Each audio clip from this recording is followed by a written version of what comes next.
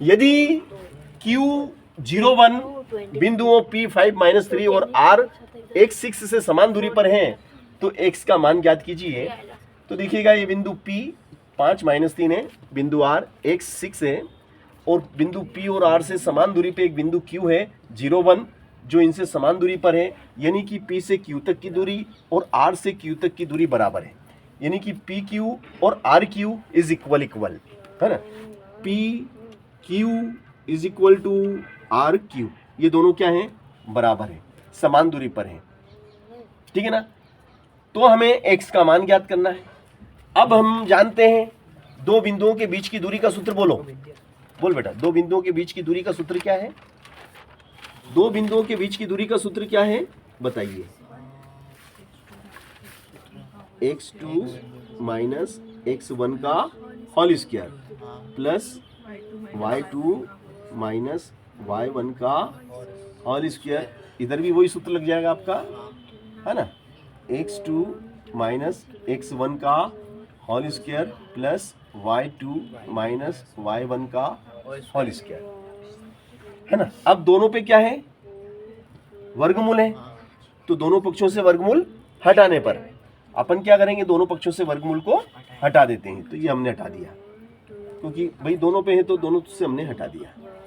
अब x2 देखो भैया, इसको हम x1 मानेंगे और इसको हम x2 y1 मानेंगे, ये x1 और ये y1, ये x2 और ये y2, ठीक है ना। अब x2 में से घटाना है x1 को, तो देखिएगा x2 कितना है, x2 0, तो 0 माइनस x1 कितना है 5 की घात 2 प्लस y2 कितना है 1 में से घटाना है y1 कितना है -3, तो ये माइनस और ये माइनस, ये माइनस और ये माइनस मिलके हो गया +3 का स्क्वायर बराबर x2 कितना है, x2 अब इधर ये तो हो गया। अब इधर की बात करेंगे तो इसको x1 मानेंगे, इसको y1 मानेंगे, x1 y1 और x2 y2। अब x2 कितना है 0, तो 0 और x1 कितना है कैपिटल X की घात 2 प्लस y2 कितना है, y2 इज 1 माइनस y1 कितना है, y2 इज 1 और y1 कितना है, y1 6 का स्क्वायर, 6 का स्क्वायर। यहां तक आगे ना। अब 0 का मतलब कुछ नहीं, तो 0 का कोई मतलब ही नहीं। -5 की घात 2 कितना होता है, -5 की घात 2, तो -5 गुणित -5, तो माइनस माइनस प्लस 5 का 25 होता है, कितना होता है, इज इट 25 प्लस 3, देखो बेटा 3 + 1 इज 4, 3 + 1 इज 4, 4 का वर्ग 3 और 1 4, 4 का वर्ग कितना होता है, 4 का वर्ग 4 गुणित 4, 4 चौक 16, कितना होता है 16।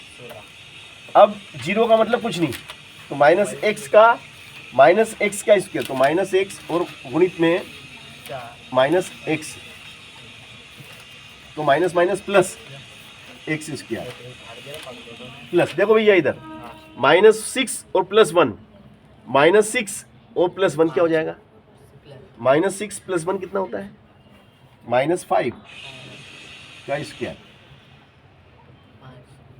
अब -5 का स्क्वायर क्या होता है, चलो पहले तो जोड़ लो, 6 और 5 11 का 1, 5 और 6 11 का 1, हासिल लगा 1, 1 और 1 2, 2 और 2 4, फिर x का स्क्वायर, -5 का वर्ग, -5 का वर्ग 25 होता है भाई साहब। अब ये 25 उठ के उधर आएंगे तो क्या के हो जाएंगे, माइनस के हो जाएंगे, है ना। ये 25 जब उठ के उधर आएंगे तो माइनस के हो जाएंगे भैया, है ना। ये देखो ये क्या है 41, ये प्लस के 25 है ना, ये उठ के इधर आएंगे तो क्या क्या हो जाएंगे, -25 बराबर क्या है x स्क्वायर। तो देखो 41 -25, तो ये 11, या इसने किससे लिया तो ये 11 हो गए, यहाँ 3 हो गए, 11 में से 5 गया तो 6, 3 में से 2 गया तो 1, 16 बराबर वर्ग घटेगा तो वर्गमूल, तो 16 का वर्गमूल कितना होता है? 4। x बराबर x का मान कितना आ गया? ये जो x था इसका मान कितना आया? 4। तो ये बहुत इंपॉर्टेंट क्वेश्चन था और ये परीक्षा में पूछा गया है, इसलिए मैंने